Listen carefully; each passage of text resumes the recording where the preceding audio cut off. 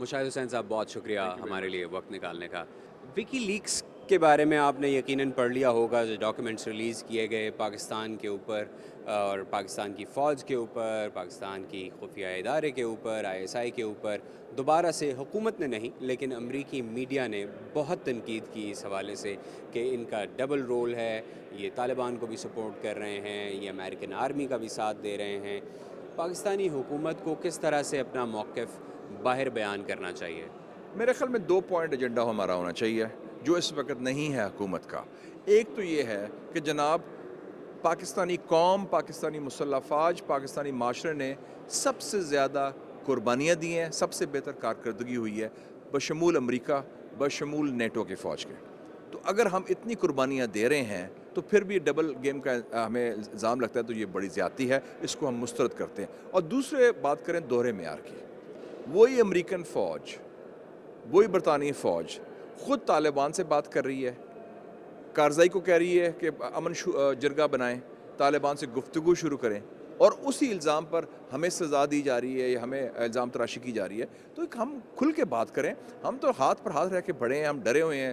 ان کو خطرہ ہے حکومت والوں کو، کیونکہ نوکری نہ چلی جائے ناراضگی پر. آپ کھل کے ٹکا کے بات کریں. اس میں ہمارا کیس بڑا مضبوط ہے، ان کا کیس بہت کمزور ہے.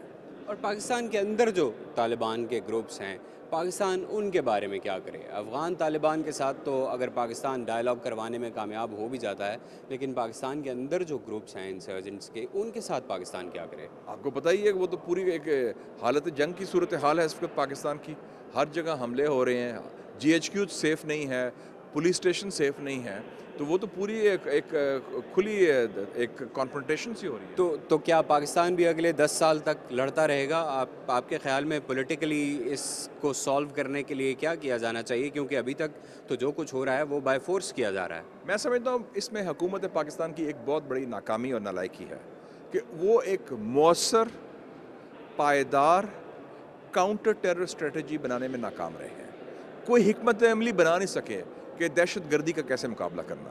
انسرجنسی میں تو کامیاب ہوئے ہیں وہ، لیکن جو شہروں میں دہشت گردی اس کا مقابلہ کرنے میں ان کے پاس کوئی آئیڈیا ہی کوئی نہیں. اور آپ دیکھ لیں کہ پچھلے ہفتے جو ان کی ادارہ بنایا تھا دہشت گردی کے خلاف، نیکٹا، اس کے چیف نے خود استعفیٰ دے دیا کہ نہ میرے پاس فنڈ مل رہے ہیں، نہ مجھے حکومت کی سپورٹ مل رہی ہے. تو یہ ایک ہماری کوتاہی ہے حکومت کی، اپنی ناکامی ہے، اس کو تسلیم کرنا چاہیے اور اس کے لیے اس کا کچھ نئی تدابیر اختیار کرنی چاہیے. مشاہد حسین صاحب بہت شکریہ، آپ نے ہمارے لیے. تھینک یو، بڑی مہربانی. Thank you very much.